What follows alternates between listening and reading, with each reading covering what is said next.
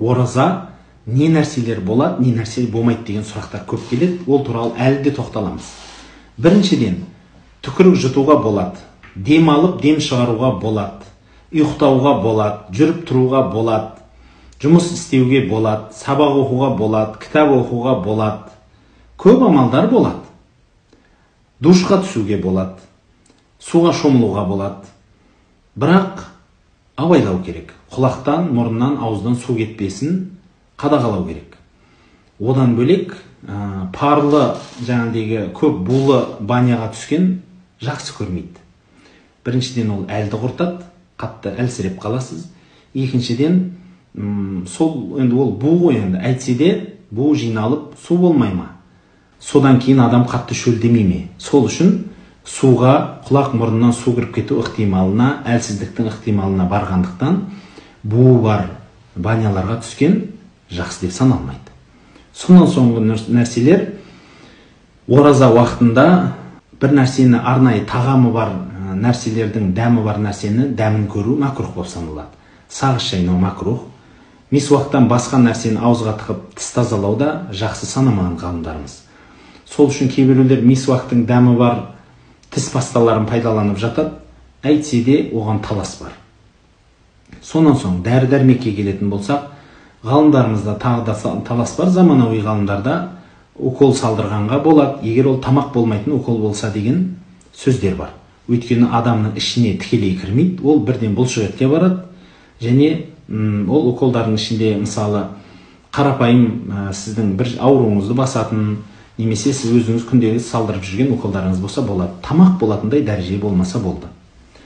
Мысалы глюкоза деген укол жақсы емес. Ол салуға ораза адамның аузы ашылып кететін ықтималы көп. Одан бөлек арнайы түтін иіскеуге келетін болсақ, сіз егер енді сондай бір түтінді жұмыста тұрсаңыз, ол еріксіз мұрныңызға кіретін болса, немесе көлікте жұмыс істеп, көліктің түтіні, тамақтың буы мұрныңызға кірсе, еш нәрсе қылмайды. Бірақ арнайы иіскеу, соныменен айналысу жақсы емес. Сол үшін ораза кезінде шылым сияқты дүниелермен айналысу оразаны бұзады. Одан бөлек ораза кезінде көп ұйықтау жақсы емес. Одан бөлек ораза кезінде барынша кәдімгі күнделікті тіршілігіңізге ұқсас тіршілік жасай бергеніңіз дұрысырақ болады. Сонан соң тағы бір кеңесім, енді адал нәрседен тыйылғаннан кейін арам нәрседен барынша тыйыласыз ғой. Сондықтан тіліңізді ғайбат сөзден, өтірік сөзден, өсек сөзден, көз құлағыңызды да сондай жаман нәрселерден тыйғаныңыз абзалырақ болады. Не нәрсе болады ораза кезінде? Ораза кезінде көп зікір еткен жақсырақ болады. Ораза кезінде Құдайды көп еске түсірген, өте керемет пайдалы, мына дүниеңізге де, арғы дүниеңізге пайдалы кітап оқығаныңыз нұр үстіне нұр. Өйткені түс уақытында тамақтанбайсыз, уақытыңыздың өте көптігін байқай бастайсыз. Тағы бір нәрсе, ораза кезінде тарапы намазы. Тарапы намазын, құрметті жақсылар, оқысаңыз нұр үстіне нұр болады. Ал енді оқуға шамаңыз жетпей жататындай жағдай болса, оны қаза қылу міндет емес. Дегенменен өз үйіңізде қазір көп жерлерде оқи бересіз, мешіттер жабық болған жағдайлар болса. Ал егер мешіттер ашық болып рұқсат етіліп жатса, нұр үстіне нұр болады. Үйде де бір-екі ағайын туыспен өздеріңіз жақын жерлермен де үй шарайттарында қосылып оқысаңыз өз еріктеріңіз. Бірақ сақтық шараларын сақтағандарыңыз абзал болады. Құрметті жақсылар, ораза кезінде не нәрсе оразаны нақты бұзады? Біріншіден су ішіп, су тамақ ішіп жеу. Немесе адамның ішіне сондай бір нәрсені жұту, бүтін бір сондай заттарды жұту, ауыз тола құсу. Одан бөлек жыныстық қатынастар және соған ұқсас адамның ләззатпенен денесінен шахуаттың бөлініп шығуы оразаны бұзады. Және осылар нақты бұзғандықтан осы нәрселерге әдейі барған адам қаза емес, қазаның жанында кафараты да болады. Кафарат дегеніміз 60 күн жанына тұтып береді, әдейі бұзған адам.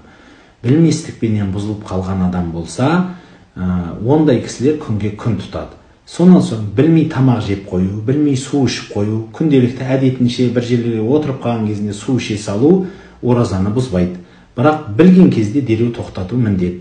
Тамақ істеп жатқан адамдарға тамағының дәмін көруге болады, бірақ жұтып ары қарай кетіп қалмастан лажы барынша дәмді көре салысыменен түкіріп тастаған дұрысырақ.